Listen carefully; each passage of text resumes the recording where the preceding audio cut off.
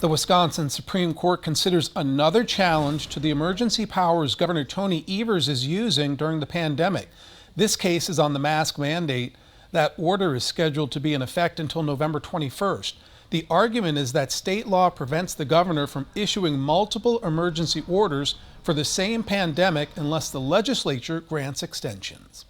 If the High Court rules the governor's emergency order is unlawful, it would force the governor to work with lawmakers on how to address the pandemic going forward. Capitol Bureau Chief Emily Fannin explains what's at stake in this ruling and who'd be responsible going forward to deal with the surge of COVID-19 infections. The Wisconsin Supreme Court will soon decide the fate of Governor Evers' powers in response to the pandemic. This court should declare these orders unlawful and void. There is nothing that should limit the governor's ability to recognize that new attack has occurred. This latest lawsuit argues Evers cannot enact multiple emergency orders because the events that led him to issuing his first order, the Safer at Home, already expired, and the circumstances why he issued it, the pandemic, have not changed.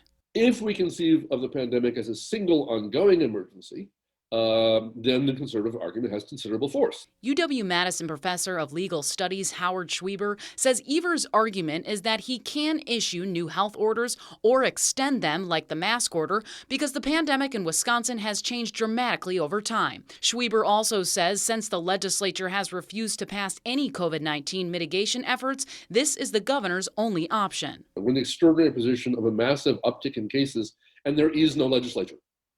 So there is no one else who is able or willing to act other than the governor. If the state Supreme Court rules against Evers, there wouldn't be any statewide COVID-19 orders. The mask mandate would be thrown out. Lawmakers would then have to decide how to handle the pandemic. If not, the power lies in the hands of local governments to decide if they want to pass their own COVID-19 safety measures. And that bodes very, very badly, I think, as a public health matter for the winter to come.